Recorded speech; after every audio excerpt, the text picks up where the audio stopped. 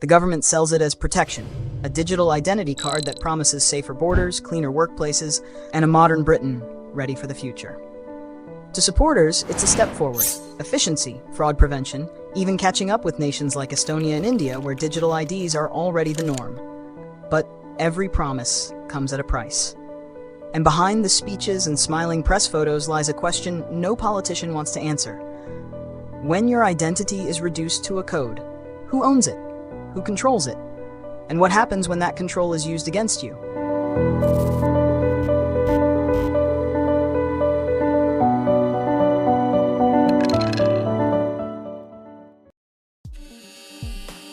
The government frames digital identity cards as the future of a safer, stronger Britain.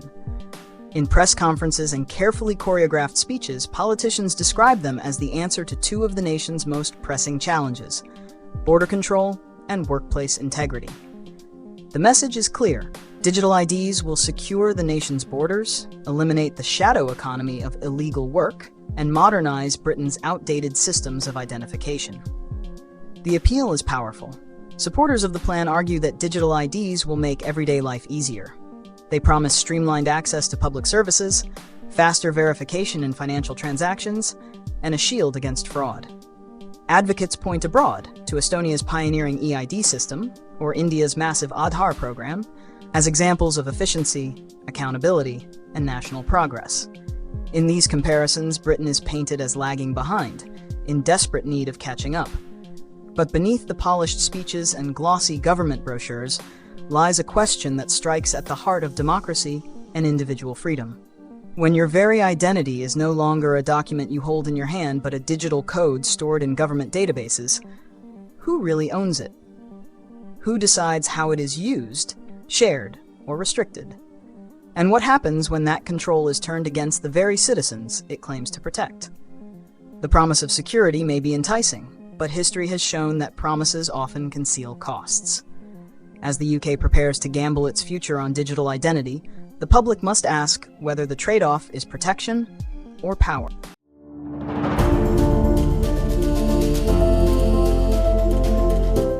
Britain has been here before.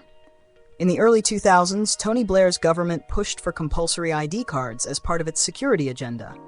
The plan was met with fierce resistance, condemned as intrusive, unnecessary, and dangerous. By 2010, the scheme was scrapped, dismantled as a victory for civil liberties. Yet, more than a decade later, the same idea has returned, this time under the polished name of digital identity. Experts in privacy and digital rights warn that what is being framed as a tool of security could quickly become an instrument of surveillance. Centralized ID systems, once established, are rarely limited to their original purpose. Databases grow, access expands, and the temptation for governments or corporations to exploit personal data becomes irresistible. The global record is far from reassuring.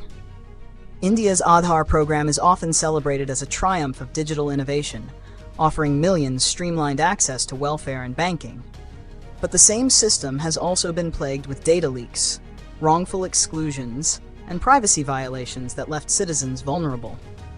In China, identification systems have fused with mass surveillance and the notorious social credit program, creating an environment where every movement, purchase, and association can be tracked and judged. Visuals of CCTV cameras, endless databases, and biometric scans highlight a chilling possibility. Could Britain be laying the groundwork for its own surveillance state? A future where every citizen's identity is monitored, tracked, and ultimately controlled. The key question is no longer whether digital IDs can provide efficiency. It is whether they mark the beginning of a system where privacy is sacrificed and freedom becomes conditional.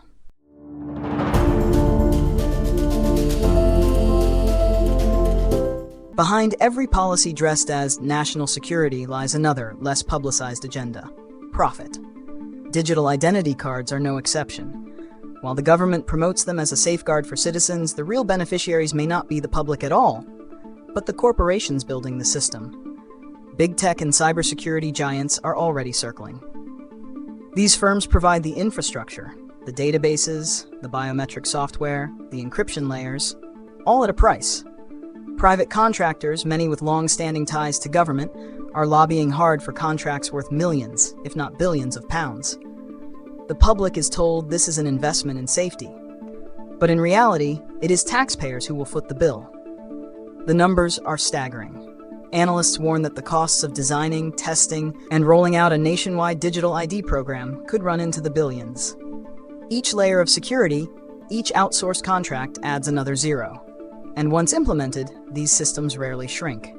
Maintenance, upgrades, and security enhancements guarantee a permanent revenue stream for the companies involved. Whistleblowers and insiders describe a frenzy of backroom deals, where firms compete not on the basis of public interest, but on profit margins. To them, digital identity is less about security and more about creating a lucrative new industry, one that trades on the currency of control. The exposé question is unavoidable. Is this scheme truly designed to protect Britain's borders and workplaces? Or is it a thinly veiled corporate gold rush, a billion-pound experiment where the taxpayer pays the bill and private companies pocket the rewards?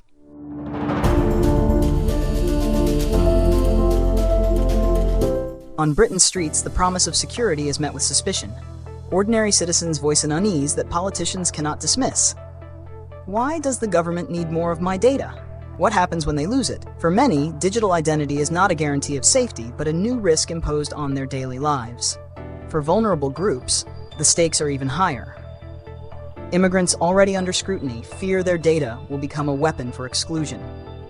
Gig workers worry about constant monitoring, where every job and payment is tied to an identity they do not fully control. Those without stable housing, the very people who most need access to services, risk being locked out entirely if the system fails or requires documentation they cannot provide. The human cost is not hypothetical. If a digital ID fails to register, an individual could be denied healthcare, work, or even the right to travel. One corrupted file, one system error, and a person's identity, their access to basic rights, disappears. Cybersecurity experts add another layer of concern. Centralized databases are magnets for attack, and no system is immune. A single breach could expose millions of identities, opening the door to fraud, blackmail, or digital erasure. What begins as a system of control could quickly collapse into a national vulnerability. These fears are not paranoia.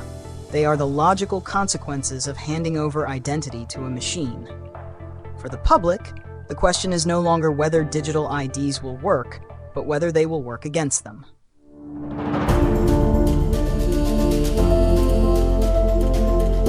In one version of the future, digital IDs deliver what the government promises: convenience, security, and a seamless digital life.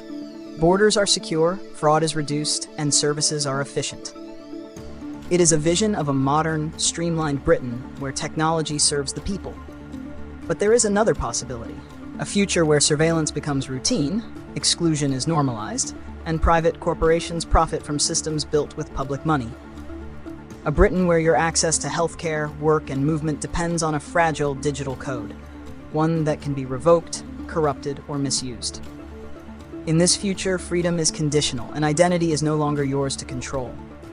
The debate, then, is not just about identity cards. It is about the identity of Britain itself. Will this nation choose the convenience of control over the principles of liberty? Will citizens trade privacy for promises that history has shown are easily broken? The stakes are global. India and Estonia present examples of efficiency, but also cautionary tales of exclusion and abuse. China demonstrates the extreme, where identity and surveillance merge into a tool of social control. The UK now stands at a crossroads: resist the tide or embrace it. The debate is not just about identity cards, it's about the identity of Britain itself. And so the question remains unanswered, hanging heavy over the nation's future. Will Britain resist or surrender to the digital ID era?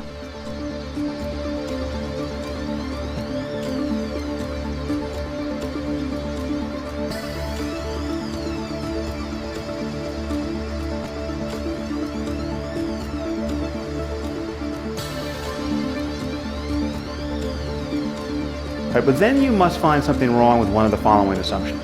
To display more and more intelligent behavior, we will eventually, unless we are interrupted, we will eventually build general intelligence into our machines.